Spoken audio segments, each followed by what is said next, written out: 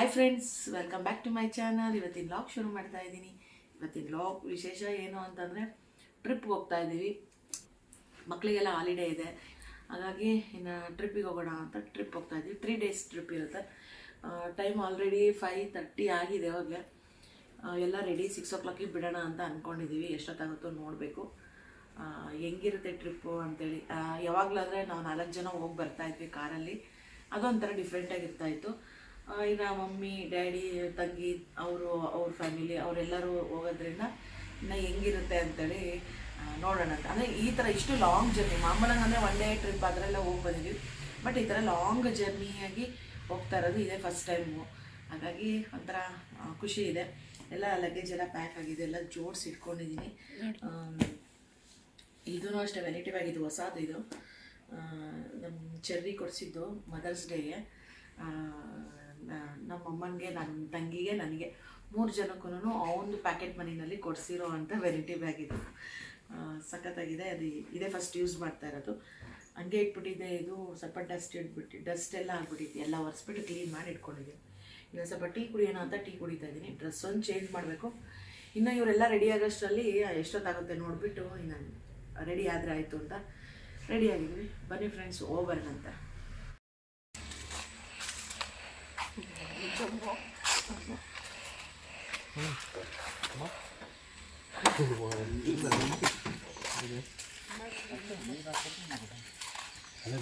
ಚಪ್ಪಲಿ ಬಿಚ್ಚಕ್ಕ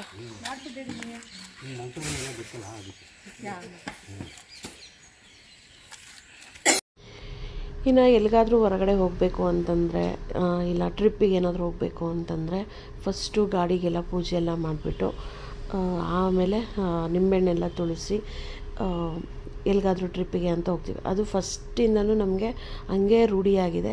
ಎಲ್ಲರೂ ಹಾಗೆ ಮಾಡ್ತಾರೆ ಅಂತಲೇ ಅಂದ್ಕೊಂಡಿದ್ದೀನಿ. ಯಾಕೆ ಅಂತಂದರೆ ನಾವು ಹೋಗಿ ಬರೋದು ಒಂದಿನವೇ ಆಗಿರಲಿ, ಕ್ಷೇಮವಾಗಿ ಹೋಗಿ ಕ್ಷೇಮವಾಗಿ ಬರಬೇಕು ಅನ್ನೋ ಕಾರಣಕ್ಕೆ ಪೂಜೆ ಎಲ್ಲ ಮಾಡಿಬಿಟ್ಟು ಏನಾದರೂ ಅದು ಇದು ಅಂತ ಇರುತ್ತಲ್ವ, ಕಾಯೆಲ್ಲ ಹೊಡೆದ್ಬಿಟ್ಟು ಪೂಜೆ ಮಾಡಿ ಇನ್ನು ರೆಡಿ ಆಗ್ತಾಯಿದ್ರು. ಇನ್ನು ನಮ್ಮ ಡಿಂಪಿ ಬೇರೆ ಇರೋದ್ರಿಂದ ಅವಳು ಬೆಳಗ್ಗೆನೇ 3 ಗಂಟೆಗೆ ಎದ್ದು ಕೂತ್ಕೊಂಡ್ಬಿಟ್ಟಿದ್ದಾಳಂತೆ. 3 ಗಂಟೆಗೆ ಎದ್ಬಿಟ್ಟು ನಾವು ಬರೋ ಟೈಮಿಗೆ ಅವಳಿಗೆ ನಿದ್ದೆ ಸ್ಟಾರ್ಟ್ ಆಗ್ತಾಯಿದೆ. ಇನ್ನು ಅರ್ಧಂಬರ್ಧನೂ ನಿದ್ದೆ ಆದಂಗೆ ಆಗ್ಬಿಟ್ಟಿದೆ ಅವಳಿಗೆ ನೈಟೆಲ್ಲ. ಹಾಗಾಗಿ ಇನ್ನು ಅವಳು ರೆಡಿಯಾಗಿ ಇನ್ನು ಬರ್ತಾಯಿದ್ರು. ಅಷ್ಟೊತ್ತಿಗೆ ಇನ್ನು ಪೂಜೆ ಎಲ್ಲ ಮಾಡಿಬಿಡೋಣ ಅಂತೇಳ್ಬಿಟ್ಟು ಇನ್ನು ಪೂಜೆ ಎಲ್ಲ ರೆಡಿ ಮಾಡ್ಕೋತಾ ಇದ್ವಿ ಅನ್ನೋದಕ್ಕಿಂತ ಪೂಜೆ ಎಲ್ಲ ರೆಡಿ ಮಾಡ್ತಾಯಿದ್ವಿ. ಕರೆಕ್ಟು ನಮಗೆ ಈಗ ಹೆಂಗಾಗಿಬಿಟ್ಟಿದೆ ಅಂತಂದರೆ, ಎಲ್ಲಿಗಾದ್ರೂ ಹೋಗ್ಬೇಕಂದ್ರೆ ಟಿ ಕರೆಕ್ಟು ಸೆಟ್ ಆಗಿಬಿಟ್ಟಿದೆ ಇಷ್ಟು ಜನಕ್ಕೆ ಅಂತೇಳ್ಬಿಟ್ಟು. ಹಾಗಾಗಿ ಎಲ್ಲಿಗಾದ್ರೂ ಹೋಗ್ಬೇಕಂದ್ರೆ ಟಿನ ಬುಕ್ ಮಾಡಿಕೊಂಡು ಹೋಗ್ತೀವಿ. ಅದರಲ್ಲಿ ಸ್ವಲ್ಪ ಸೀಟು ಕಂಜೆಸ್ಟೆಡ್ ಆಗಿ ಇರುತ್ತೆ. ಇನ್ನು ಏನು ಮಾಡೋಕ್ಕಾಗಲ್ಲ. ದೊಡ್ಡ ಬಸ್ ಮಾಡಿದ್ರೆ ಸೀಟೆಲ್ಲ ವೇಸ್ಟ್ ಆಗ್ತವೆ. ಇನ್ನು ಕರೆಕ್ಟ್ ಇದು ಅಂಥೇಳಿ ಇನ್ನು ಎಲ್ಲವನ್ನೂ ರೆಡಿ ಮಾಡ್ಕೊತಾ ಇದ್ದೀವಿ. ಇನ್ನು 3 days ಟ್ರಿಪ್ ಆಗಿರುತ್ತೆ ಇದು. ಪ್ರತಿಯೊಂದು ವೀಡಿಯೋಸೂ ಅಷ್ಟೇ ಸ್ವಲ್ಪ ಲೇಟಾಗಿ ಆಗ್ತಾಯಿದೆ. ಏನೂ ಗೊತ್ತಿಲ್ಲ. ಒಂದು 15 days-ಇಂದನೂ ನನಗೆ ಈ ಥ್ರೋತ್ ಇನ್ಫೆಕ್ಷನ್ ಆಗಿಬಿಟ್ಟು ನನಗೆ ಸರಿಯಾಗಿ ಮಾತಾಡೋಕ್ಕೆ ಇದನ್ನೇ ಆಗ್ತಾಯಿಲ್ಲ. ಹಾಗಾಗಿಬಿಟ್ಟು ವೀಡಿಯೋಸ್ ಎಲ್ಲವೂ ಲೇಟಾಗಿ ಬರ್ತಾಯಿದೆ.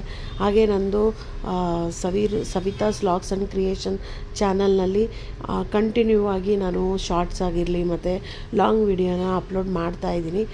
ವರ್ಕ್ ಬೇರೆ ಮಾಡ್ತಾ ಇರೋದ್ರಿಂದ ಇವಾಗ ಅದರಲ್ಲಿನೂ ಸ್ವಲ್ಪ ಕಾನ್ಸಂಟ್ರೇಷನ್ ಕೊಟ್ಟಿರೋದ್ರಿಂದ ಇನ್ನು ಲಾಗ್ ಮಾಡೋಕ್ಕೆ ಸರಿಯಾಗಿ ಆಗ್ತಾಯಿಲ್ಲ. ಇನ್ನು ಲಾಗ್ ಮಾಡಿರೋದು ಅಪ್ಲೋಡ್ ಮಾಡೋಕ್ಕೂ ಆಗ್ತಾಯಿಲ್ಲ, ವಾಯ್ಸ್ ಓವರು ಕೊಡೋಕ್ಕಾಗ್ತಾಯಿಲ್ಲ. ಅದರಲ್ಲಿ ನನಗೆ ಹೇಳಿದ್ನಲ್ವ, ಟ್ರೂತ್ ಇನ್ಫೆಕ್ಷನ್ ಆಗಿರೋದ್ರಿಂದ ಇನ್ನೂ ಸರಿಯಾಗಿ ಮಾತಾಡೋಕ್ಕೆ ಇದು ಆಗ್ತಾಯಿಲ್ಲ ನನಗೆ. ಸವಿತಾಸ್ ವ್ಲಾಗ್ಸ್ ಆ್ಯಂಡ್ ಕ್ರಿಯೇಷನ್ಸ್ ಚಾನಲ್ನಲ್ಲಿ ನಾನು ಶಾರ್ಟ್ಸ್ ಎಲ್ಲ ಹಾಕ್ತಾಯಿದ್ದೀನಿ. ನನ್ನ ಮಿಷಿನ್ದಾಗಿರಲಿ ಮತ್ತು ನಾನು ಏನು ವರ್ಕ್ ಮಾಡ್ತಾಯಿದ್ದೀನಿ ಅದರದ್ದೆಲ್ಲ ಪ್ರತಿಯೊಂದೂ ವೀಡಿಯೋಸ್ನ ಹಾಕ್ತಾಯಿದ್ದೀನಿ. ಆ ಚಾನಲ್ನೂ ಸಬ್ಸ್ಕ್ರೈಬ್ ಮಾಡ್ಕೊಳ್ಳಿ ಅಂತ ಕೇಳ್ತೀನಿ ಫ್ರೆಂಡ್ಸ್. ಹಾಗೆ ಕಾಮೆಂಟ್ ಮಾಡಿ ಅಂತ ಹೇಳ್ತೀನಿ. ಹೊಸ ಡಿಸೈನ್ಸು ಅಪ್ಡೇಟ್ ಮಾಡ್ತಾನೇ ಇರ್ತೀನಿ ಆ ಚಾನಲ್ನಲ್ಲಿ. ದಯವಿಟ್ಟು ಆ ಚಾನಲನ್ನು ಅಷ್ಟೇ ಸಬ್ಸ್ಕ್ರೈಬ್ ಮಾಡ್ಕೊಳ್ಳಿ ಅಂತ ಹೇಳ್ತೀನಿ ಫ್ರೆಂಡ್ಸ್. ಹಾಗೆ ವೀಡಿಯೋಸ್ನೆಲ್ಲ ನೋಡಿಬಿಟ್ಟು ಹಾಗೆ ಮುಂದೆ ಹೋಗಬೇಡಿ. ನಿಮ್ಮ ಫ್ರೆಂಡ್ಸಿಗೂ ಮತ್ತು ನಿಮ್ಮ ರಿಲೇಷನ್ಸಿಗೂ ವೀಡಿಯೋಸ್ನ ಸೆಂಡ್ ಮಾಡಿ. ಹೊಸ ಡಿಸೈನ್ಸ್ ಬಂದಿದ್ದಾವೆ.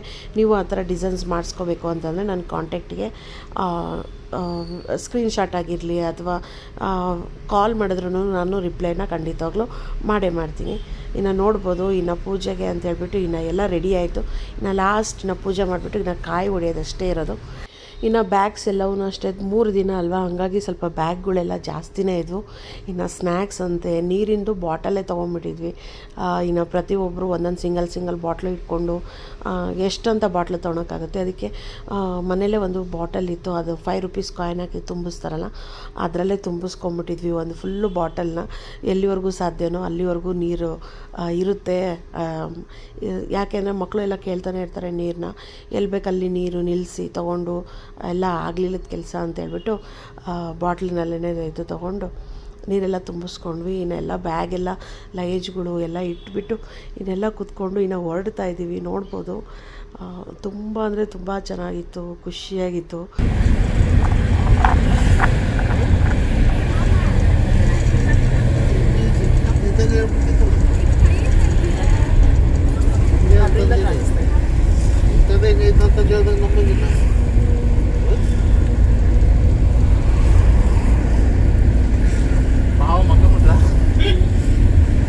ಡ್ಯಾಡಿ ಅದು ಕೂತ್ಕೊಂಡಿದ್ದ ತಕ್ಷಣ ಎಲ್ಲರೂ ನಿದ್ದೆ ಮಾಡಿಬಿಟ್ವಿ. ನಿದ್ದೆ ಎಲ್ಲ ಮಾಡಿದ ಮೇಲೆ ಇನ್ನು ಟೈಮ್ ಹೋಗಲೇ 8:30 ಆಗಿತ್ತು. ಇನ್ನು ಟಿಫನ್ಗೆ ಒಂದು ಹತ್ರ ನಿಲ್ಲಿಸಿದ್ವಿ.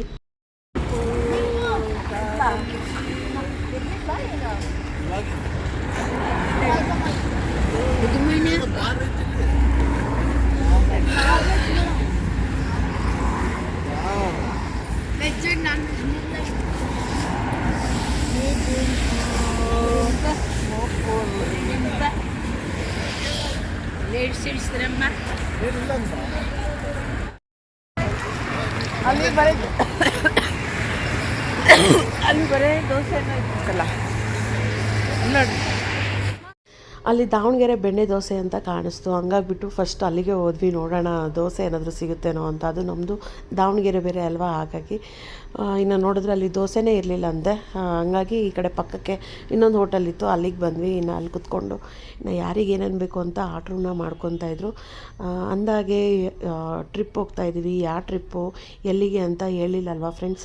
ಫಸ್ಟ್ ಡೇ ನಾವು ಹೋಗ್ತಾ ಇರೋದಂದರೆ ಸೀದಾ ಬೆಂಗಳೂರಿಂದ ಹೊರನಾಡಿಗೆ ಹೋಗ್ಬಿಟ್ಟು ಅಲ್ಲಿಂದ ಕಳಸಾಗೆ ಹೋಗಿ, ಅಲ್ಲಿಂದ ಶೃಂಗೇರಿಗೆ ಹೋಗಿ, ಅಲ್ಲಿಂದ ಸಿಗಂದೂರಿಗೆ ಹೋಗಿ ಹಾಲ್ಟ್ ಆಗಬೇಕು ಅಂತೇಳಿ ಪ್ಲ್ಯಾನ್ ಮಾಡಿಕೊಂಡು ಫಸ್ಟ್ ಡೇಗೆ ಇದಿಷ್ಟು ಊರು ನೋಡಿಕೊಂಡು ಸಿಗಂದೂರಿನಲ್ಲಿ ಹಾಲ್ಟ್ ಆಗಬೇಕು ಅಂದ್ಕೊಂಡು ಇನ್ನು ಹೊರಡ್ತಾ ಇದ್ದೀವಿ. ಇನ್ನು ಟಿಫನ್ನು ಫಸ್ಟು ಬೆಳಿಗ್ಗೆ ಅಂದರೆ ಟಿಫನ್ ಟೈಮ್ ಟು ಟೈಮ್ ಬೇಕೇ ಬೇಕಲ್ವ, ಹಾಗಾಗಿ ಟಿಫನಿಗೆ ಅಂಥೇಳಿ ಟಿಫನ್ ಮಾಡಿಕೊಂಡು ಇನ್ನು ನಮ್ಮ ಡಿಂಪಿನೂ ಅಷ್ಟೇ ನಿಜವಾಗ್ಲೂ ಎಷ್ಟು ಸೈಲೆಂಟಾಗಿದ್ಲು ಅಂದರೆ ಒಂದು ಸ್ವಲ್ಪ ಕಿರಿಕಿರಿ ಅಂತ ಏನೂ ಮಾಡ್ತಾ ಇರಲಿಲ್ಲ. ಇನ್ನು ಎಲ್ಲರೂ ಬೇರೆ ಇರೋದ್ರಿಂದ ಅಲ್ಲಿಂದ ಇಲ್ಲಿಗೆ ಇಲ್ಲಿಂದ ಅಲ್ಲಿಗೆ ಓಡಾಡ್ಕೊತ ಎಂಜಾಯ್ ಮಾಡ್ಕೊತ ಅವಳು ಅಷ್ಟೇ ಚೆನ್ನಾಗಿ ಇದ್ಲು. ಸ್ವಲ್ಪ ಮಲಗಿಸಿದ್ದೀವಿ.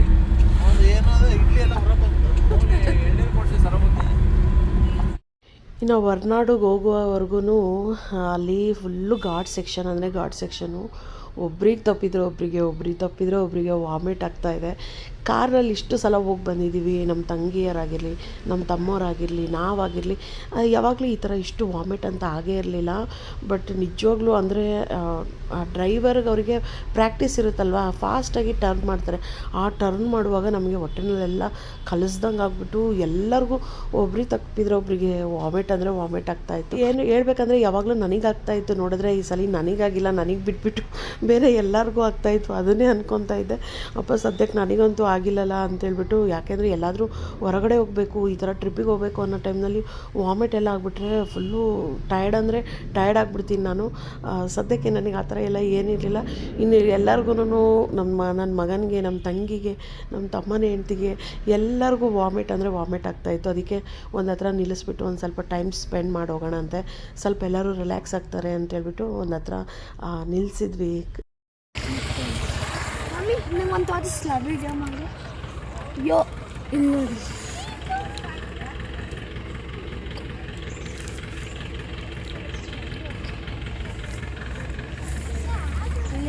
ಇದು ಇದ್ರದ್ದು ಗಿಡ. ಇಲ್ಲಿದೆ ನೋಡಿ, ಇಲ್ಲಿ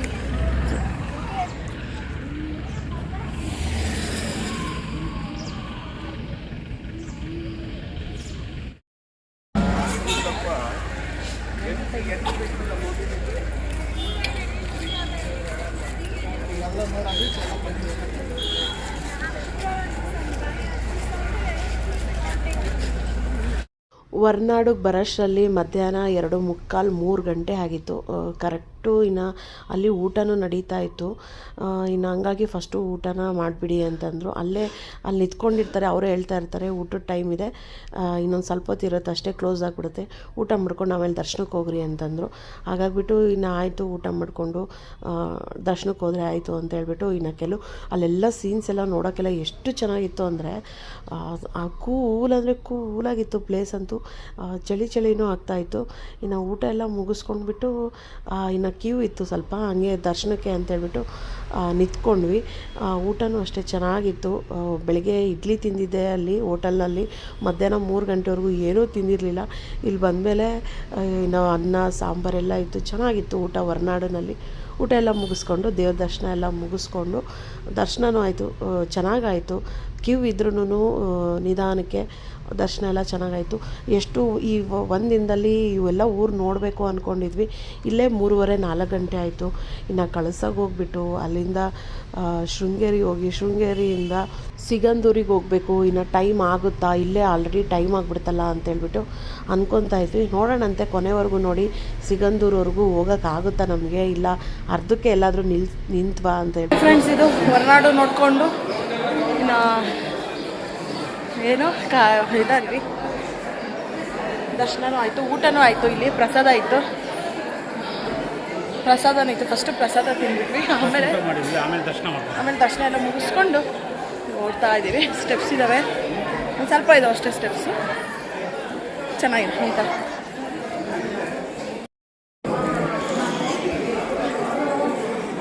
ವ್ಯೂ ಮಾತ್ರ ಸಕ್ಕತ್ತಾಗಿದೆ ಫ್ರೆಂಡ್ಸ್.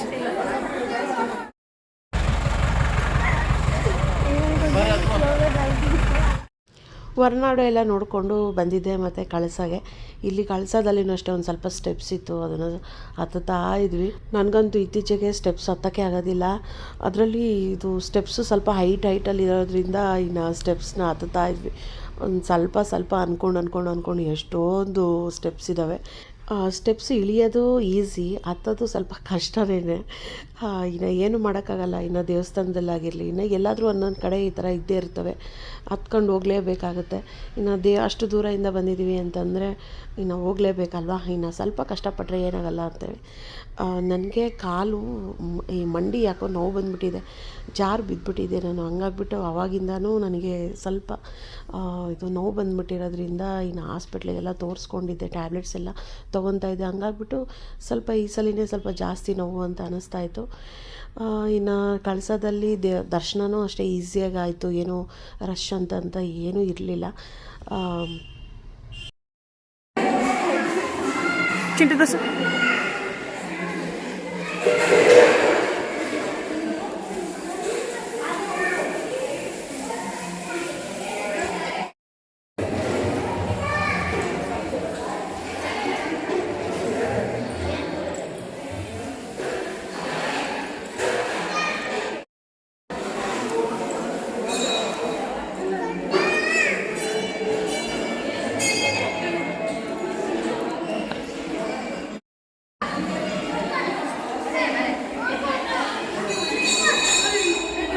ಬಾಚಿ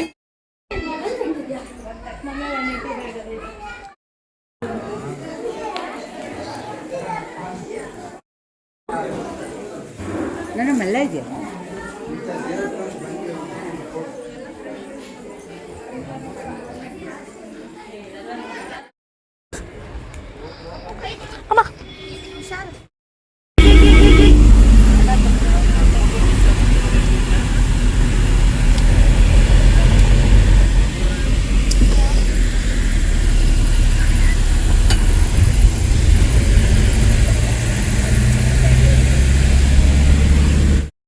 ಇಲ್ಲಿ ಅದೇ ಇಲ್ಲಿ ಸ್ನಾನ ಅದೇ ವೆರಿ ಗುಡ್. ಬಾ ಇಲ್ಲಿಂದ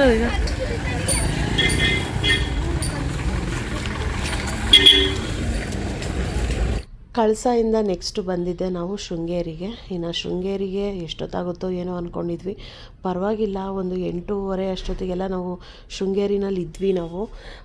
ಇನ್ನು ಅಲ್ಲಿನೂ ದರ್ಶನ ಎಲ್ಲ ಹೆಂಗಾಗುತ್ತೋ, ರಶ್ ಇದ್ದರೆ ಲೇಟ್ ಆಗುತ್ತೋ, ಮತ್ತು ಇದಕ್ಕೂ ಹೋಗಬೇಕು, ಸಿಗಂದೂರಿಗೆ ಹೋಗಬೇಕು, ಎಷ್ಟೊತ್ತಾಗುತ್ತೋ ಏನೋ ಅಂತ ಅಂದ್ಕೊಂಡು ಇನ್ನು ಹೋದ್ವಿ. ಇನ್ನು ಅಲ್ಲಿನೂ ಅಷ್ಟೇ ಊಟ ಇತ್ತು ಕರೆಕ್ಟ್.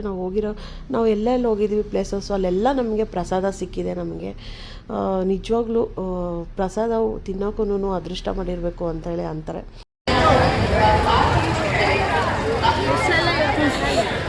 ಕಾಣಲ್ಲ. ಆಮೇಲೆ ಅದು ಇಲ್ಲಿಂದನೇ ಮಂಡಕ್ಕಿ ತೊಗೊಂಡೋಗ್ಬೇಕು, ಫಿಶ್ಶಿಗೆ ಇಲ್ಲಿಂದ ಮಂಡಕ್ಕಿ ತೊಗೊಂಡೋಗ್ಬೇಕು.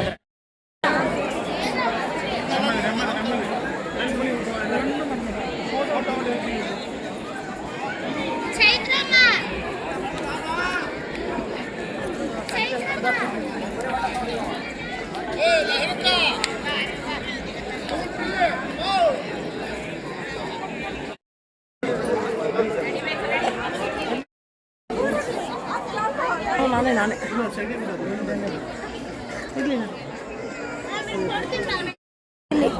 ತಮ್ಮ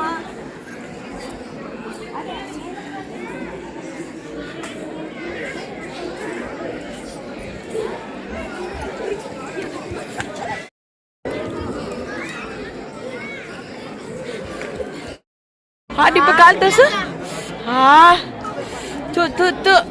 ನೋ ನೋ ನೋ ಡಿಬ್ಬು ಕಾಲ್ ತೋರ್ಸು. ಡಿಬ್ಬು ನಿಂದು ಕಾಲ್ ತೋರ್ಸಂದಿದ್ದು.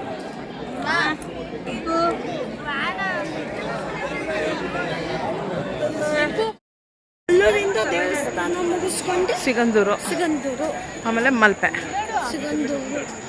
ಮಲ್ಪೆ ನೆಕ್ಸ್ಟ್ ಡೇ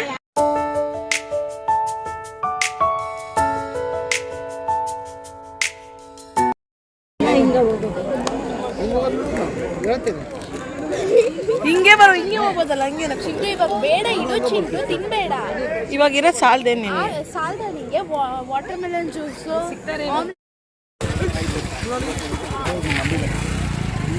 ಕಾಣೋದೇ ಇಲ್ಲ. ಟೈಮ್ ಆಗುತ್ತೆ ಬಂದು ಬೇಡ.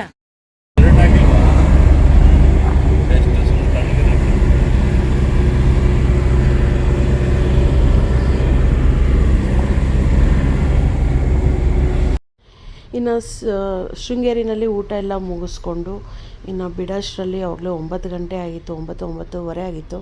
ಇನ್ನು ಅಲ್ಲಿಂದ ಸಿಗಂದೂರಿಗೆ ಹೋಗ್ಬಿಟ್ಟು ಅಲ್ಲಿ ಹಾಲ್ಟಾಗಿ ಬೆಳಗ್ಗೆ ಎದ್ಬಿಟ್ಟು ದೇವ್ರ ದರ್ಶನ ಮಾಡೋಣ ಅಂತೇಳಿ ಅಂದ್ಕೊಂಡು ಇನ್ನು ನೆಕ್ಸ್ಟ್ ಹೋಗ್ತಾ ಇರೋದೇ ಸಿಗಂದೂರಿಗೆ ಅಂತ. ಅಲ್ಲಿ ಸಿಗಂದೂರಿನಲ್ಲಿ ನಮಗೆ ರೂಮು ಸಿಗಲೇ ಇಲ್ಲ. ಒಂದು ಪಜ್ಜಿತಿ ಪಟ್ವಿ, ಆದರೂ ಒಂಥರ ಖುಷಿಯಾಗೇ ಇತ್ತು. ಏನು ಅನ್ನೋದು ನೆಕ್ಸ್ಟ್ ಬರೋ ವಿಡಿಯೋದಲ್ಲಿ ನೋಡಿ ಅಂತ ಹೇಳ್ತೀನಿ friends. Bye, see you in next vlog.